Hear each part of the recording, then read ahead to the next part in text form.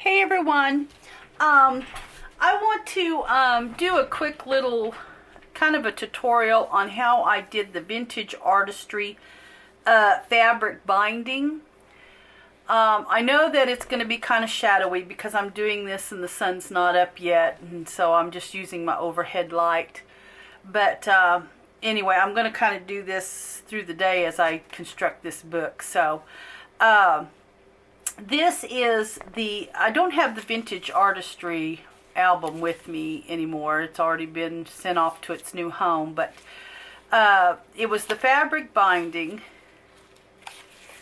and it's the one that has my little fabric binding, which is absolutely fun to play with. These are going to be some little journals that I have in the shop later. Or they may already be up depending on how I upload the videos. But anyway, what you need to do is just whatever size that you're going to make your book. Now I'm using the little paper bags here that I got from Hobby Lobby. I don't have the measurements on these. Let's see. They are a 9 by 4.5. And I think they actually measure the bags. I don't know if they go all the way up to where the top layer is or not, but with this top little piece, it is a 9 by 4.5. So what you want to do is kind of figure out how big your pages need to be. This is kind of what I do. I cut my little strips depending on how long I cut them about 2.5. About 2.5 wide, and then however long you need it. Because I want plenty of binding in there. If you make these too small, what happens is your pages get too close together and they don't open real good. So you want to make them at least 2.5 in whatever you're doing. And then when I sew something on, I take about a 1/4 inch. I'm going to overlap it about a 1/4 of an inch on the fabric.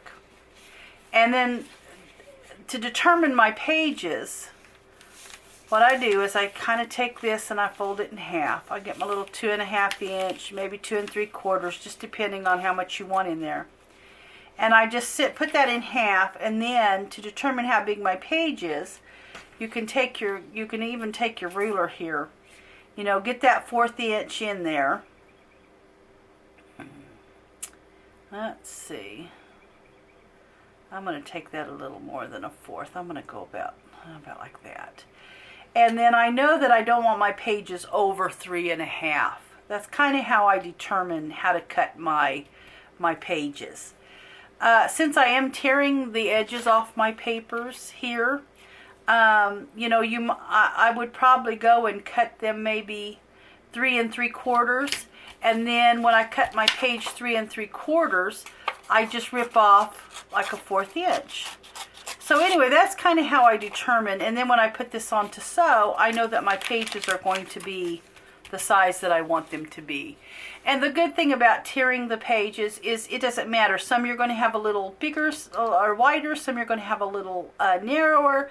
It doesn't matter. I mean, that's the fun with these kind of journals. It just doesn't matter. Even if I don't get these exactly a 1/4 inch, you know, it really doesn't matter. It's just so much fun to not have to be precise. So anyway, that is how you're going to determine, you know, how big your pages are going to be.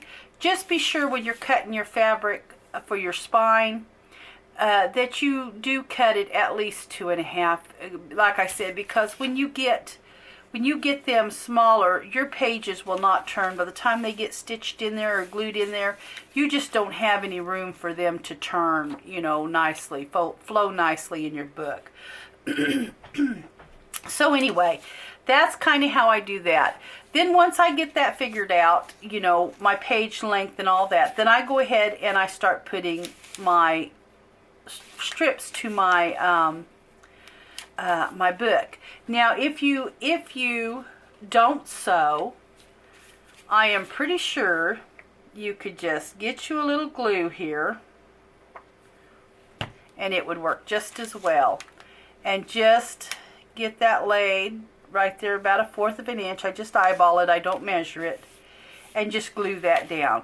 Not a big deal there, and it looks just as cute, you know.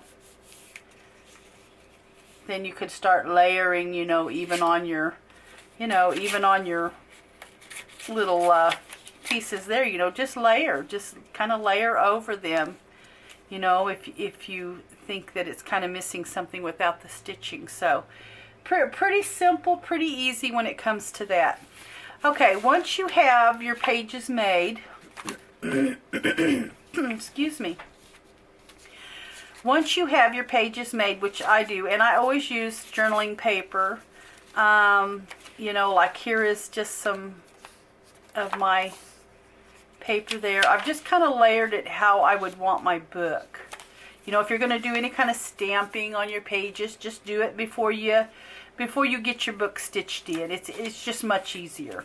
One of my pages is going to be a couple of glassine bags, so I have stitched them on. You know, and then since this is Easter, you know, this is kind of where I was going with this. Anyway, I just get them stitched on or get them glued on, and then you can start putting your book together. I've got them arranged exactly where I want them. Then to be able to make sure that I have my fabrics kind of in the same spot before I stitch them where they're kind of gonna be stitched down. What I do is I just take this and I can see, since I've cut them all the same width, I just start just laying them in here, the same starting points there.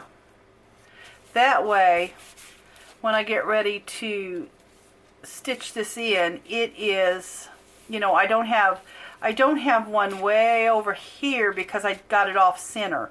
They're kind of all going to be in the same general area. So anyway, but I'll do that off camera. I'll get that all straightened out. But anyway, that's how I do that. I just simply get these laid by the,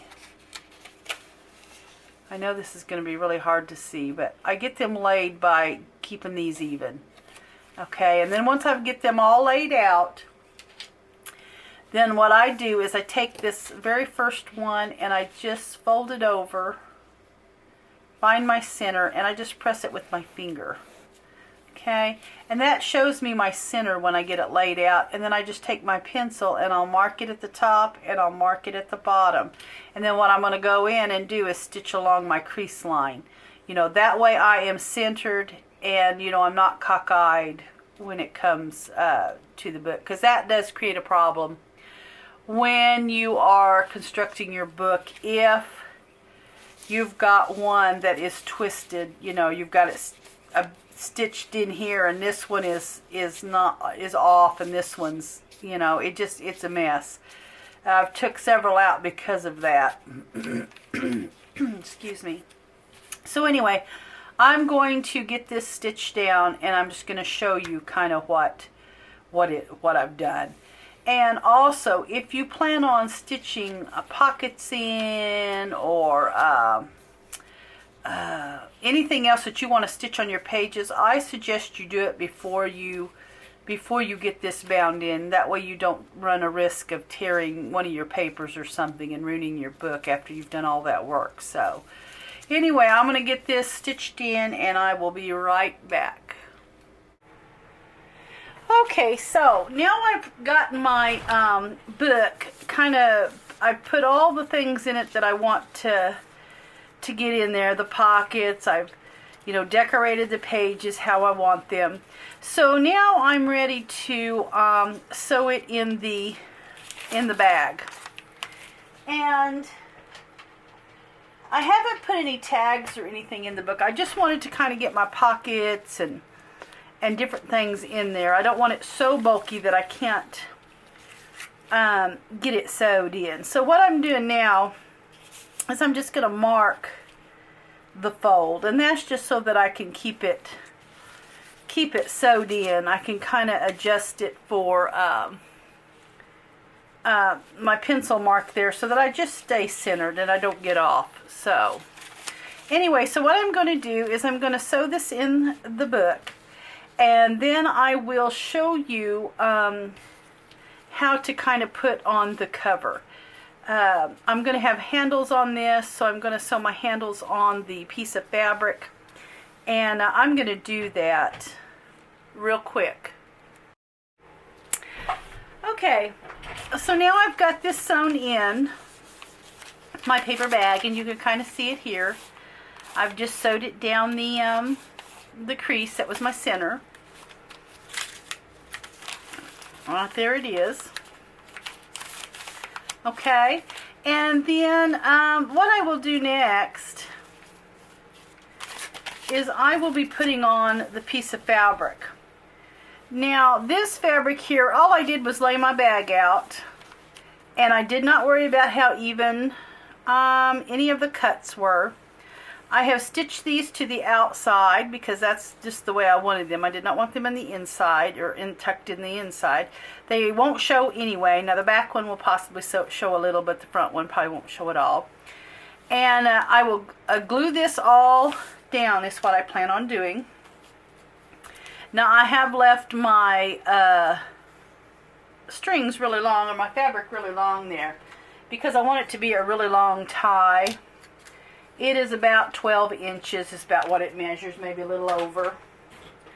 Okay, and then when I get this glued on, I will then, of course I will have to decorate my insides, which is okay, and I'll do that after I get my cover and stuff on. But what I will do is I'll just take a piece of this, and I'm going to have to cut this down just a little bit. It's a little more than what I need there. But I will end up collaging some of this here, and my image will be a little bunny, and then I will of course have a bigger piece here is what I will have. But I just kind of want to give you a general idea. This will just kind of go on here. It'll be a little bit bigger piece of this crocheted band here, and I'll have some kind of trim coming out here. But anyway, this will kind of be something to that effect. Probably some cheesecloth in there as well. But anyway, this will be my cover. This is just exactly how I even did the vintage artistry. This is just basically how I did it. I put the fabric on, and then I just collaged over mainly. That's exactly how I did it. I just made sure I covered this with some kind of fabric so that it kind of covers your stitching. It's all glued down, you know, so anyway, it just makes for a nice binding. So anyway, guys, that is really how I did the vintage artistry album. And of course, on my vintage artistry album, I did stitch around the bag. I did not have this open. It was completely stitched around. And anyway, this is just basically it on a smaller scale. So anyway, I hope that helped you that were having questions about it. And thank you so much for watching, and I'll see you in the next video.